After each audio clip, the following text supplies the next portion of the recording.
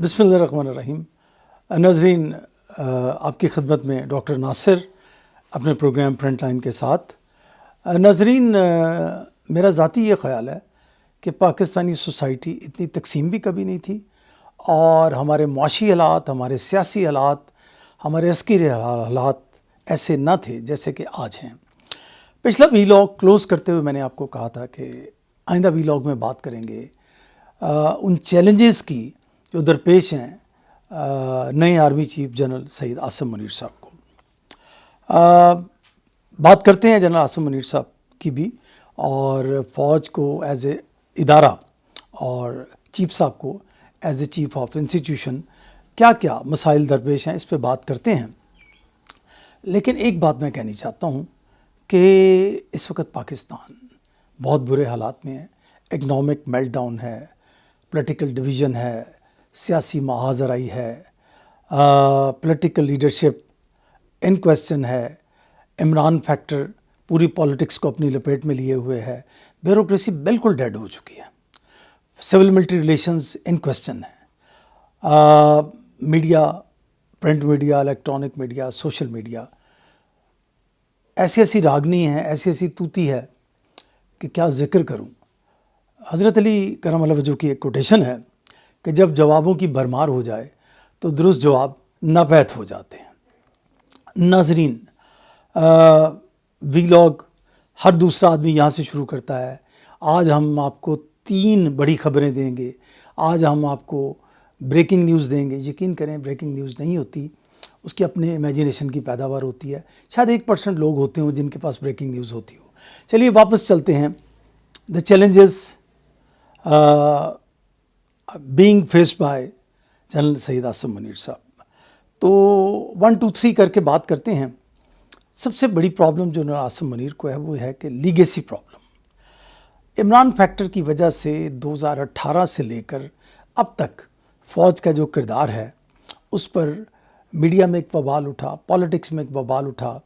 General फैज़ का role, general कमर बाजवा साहब का रोल, ज़हीरुल इस्लाम का रोल, शुजा पाशा का रोल, जनरल रहील का रोल, ये सारे मीडिया पर ऐसे डिस्कस हो रहे हैं जैसे कि किसी कपड़े को आप सरे बाज़ार धोते हैं।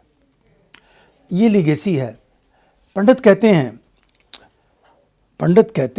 पॉलिटिकल पंडित कहते हैं कि शायद आपको जनरल साहब 1971 जैसे हालात का सामना है कि फ़ौज के अंदर इमरान खान के हमदर्द भी हैं, रिटायर्ड फ़ौजियों में इमरान खान के हमदर्द हैं। इमरान खान पूरे सियासी सेटअप को चैलेंज कर रहे हैं, अर्ली इलेक्शन मांग रहे हैं। बहरहाल ये पॉलिटिकल मसाइल हैं। लेकिन आपके लिए जो फ़ौज की आपके प्रीडिसेसर की लेगेसी है वो बहुत बड़ा मसला है।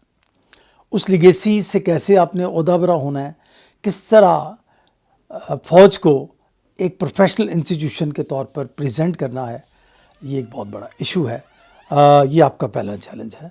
दूसरा चैलेंज आपका ये है कि पॉलिटिकल इंस्टेबिलिटी इस मुल्क में इस वक्त बहुत ज़्यादा है।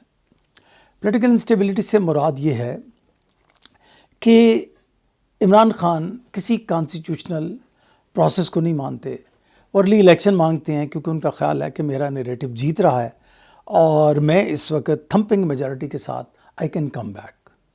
Okay, it is his right, if he is a politically popular leader, it is his right. लेकिन इस पॉलिटिकल इंस्टेबिलिटी में फ़ौज को किस तरह न्यूट्रल रहना है और किस तरह अपने मामलात को प्रोफेशनली सॉल्व करना है, ये आपका एक बहुत बड़ा चैलेंज है।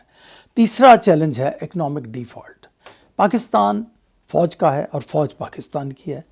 If Pakistan as a cake, तो जहाँ दीगर एक्सपेंडिचर होते हैं वहाँ डिफेंस एक्सपेंडिचर भी होते हैं। हमारे जो रीजनल मसाइल हैं स्पेशली भारत के साथ और इधर अफ़गानिस्तान की साइड पे, उनमें फ़ौज का मजबूत होना एक लाजमी फैक्टर है। अगर इकनॉमिक मेल्टडाउन होगा तो आर्मी भी मुतासर होगी। मुझे बात करते हुए रशिया याद आता है जिसके पास टैंक भी थे, तोपें भी थी, सब कुछ था, लेकिन इकनॉमिक मेल्टडाउन ने उसे डिसइंटेग्रेट कर दिया था। तो ये आपके लिए एक बहुत बड़ा चैलेंज है। इसे सॉल्व तो पॉलिटिकल लीडरशिप ही कर सकती है, मगर आप एक मजबूत इदारे के सरबराह हैं। You will have to think and you can give your suggestions to the political leadership.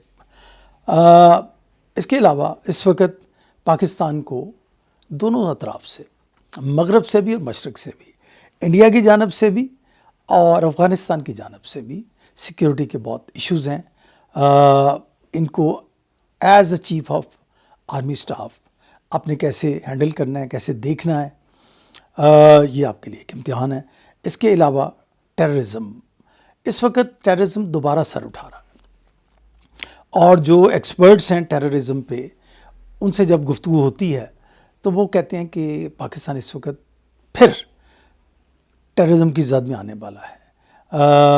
Afghanistan سے ٹیررزم پاکستان میں امپورٹ ہوگا اور خاصے مسائل ہیں. آپ چیف ہیں، آپ کی انٹیلیجنس رپورٹس بڑی مصدقہ ہوں گی، تو آپ کے لیے یہ بھی ایک ایشو ہے. اس کے علاوہ ایک بہت بڑا ایشو ہے جو کہ گلوبل ہے، ریجنل بھی ہے. پولیٹیکل لیڈرشپ بھی اسے دیکھے گی، لیکن آپ بھی اسے دیکھیں گے. پاکستان ایسا ملک ہے اس میں آرمی کا بڑا غالب کردار ہے اس کی فورن پالیسی بنانے میں، اس کی سیکیورٹی پالیسیز بنانے میں. وہ ایشو ہے چین اور امریکہ کی بڑھتی ہوئی کولڈ وار. چین اور امریکہ کے درمیان اکنامک ریولری اتنی دور نکل گئی ہے کہ گروپنگ ہو گئی ہے، بلاکس بن گئے ہیں. اور وہ کیا ایک شعر ہے کہ ایک تو دھوپ تھی موم کے مکانوں پر، اس پر تم لے آئے صاحبان شیشے کا. یہ ریولری تو چل رہی ہے، اس کے ساتھ اسے دوآتشا کر رہی ہے، سے آتشا کر رہی ہے یوکرائن اور روس کی وار. تو یہ جو کولڈ وار ہے بٹوین چائنا اینڈ امریکہ، اس میں گروپنگ ہو رہی ہے. پاکستان جیو اسٹریٹجیکلی ایسی جگہ پر واقع ہے کہ پاکستان سر پہ ہاتھ رکھے یہ سوچ رہا ہے کہ اس جانب یا اس جانب.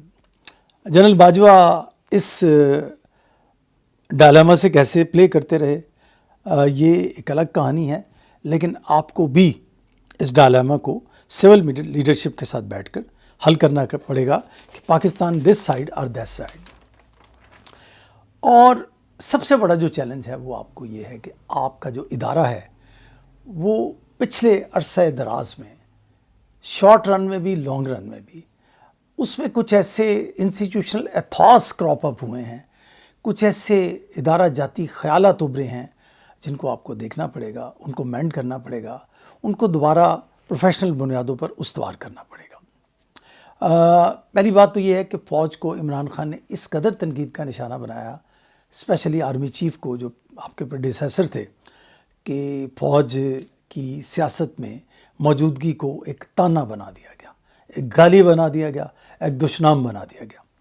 آپ نے اسے ڈسٹنس پہ لا کر فوج کا پروفیشنل ایتھاس، پروفیشنل ڈسپوزیشن کو بحال کرنا ہے. اوکے، اس میں کچھ اور چیزیں بھی ہیں.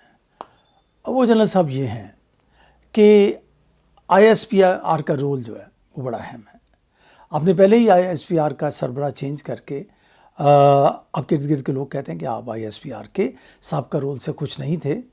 فلمیں، اداکار، گانے، دھنیں، لائم لائٹ، سوشل میڈیا، اور آئی ایس آئی میں ایک بات چلتی تھی 5th جنریشن وار کی، اور اس کے لیے بہت سارے انسٹیٹیوشنز کے، اسکولوں کے، کالجوں کے، یونیورسٹیز کے طالب علم کو 5th جنریشن کے وار پر سوشل میڈیا کے ویریئر بنایا جاتا تھا. آپ کی نظر میں ہے، آپ کو پتہ ہے. اس کے علاوہ جنرل عاصم سلیم باجوہ نے آئی ایس پی آر کے کردار کو بہت زیادہ انہینس کر دیا تھا. اس سے بعد میں جنرل آصف غفور اور جنرل بابر نے کنٹینیو رکھا. آپ نے آتے ہی اس کے جو بہت زیادہ لائم لائٹ والے کردار پہ بات کی ہے، اسے آپ نے کہا ہے کہ اسے اتنا لائم لائٹ میں لانا ضروری نہیں. آئی ایس آئی پہلے ہی لائم لائٹ سے دور ہو چکی ہے. اگر آئی ایس پی آر بھی لائم لائٹ سے دور ہو جائے تو it will be a good for the professionalism of the institution. اس کے علاوہ ایک بات آپ سے یہ کرنی ہے کہ آئی ایس آئی کا جو پروفیشنل کردار ہے اس میں ایکسٹرنل ونگ بھی آتا ہے، انٹرنل ونگ بھی آتا ہے. دونوں میں توازن قائم کیجیے. اور انٹر سروسز انٹیلیجنس جو ہے اس ادارے میں فوجیوں کی، آرمی کی اکثریت غالب ہے. اس میں ایکولیبریم دوسری سروسز سے بھی لوگ لیجیے اور سیولین لوگ بھی، ان کے درمیان ایکولیبریم بھی پیدا کر سکتے ہیں آپ. اس کے علاوہ بات کرنی ہے کہ یہ جو ڈی ایچ ایز کا بے تحاشا پھیلاؤ ہے، اس سے جو سولین ہیں وہ اسے کیسے پرسیو کرتے ہیں؟ سولین انٹلیکچوئلز، سولین عوام، سولین سرمایہ دار، سولین محروم طبقات. پاکستان میں آپ کو پتہ ہے ایک بہت بڑی تعداد پاورٹی لائن سے نیچے رہتی ہے. جب ڈی ایچ ایز کا lifestyle, D H A کی قیمتیں، ڈی ایچ اے کا پھیلاؤ، ڈی ایچ اے کی پبلسٹی، یہ کیسا امپیکٹ کریٹ کرتی ہے محروم طبقات پر بھی اور معاشرتی اعتبار سے بھی، اس پہ بھی ذرا نگاہ دوڑائیے گا. کیونکہ پاکستان فوج ہے، فوج پاکستان ہے، عوام آپ کے ہیں. آئیے مل جل کر پاکستان کو درست بنیادوں پر استوار کریں. اجازت چاہتا ہوں. خدا حافظ.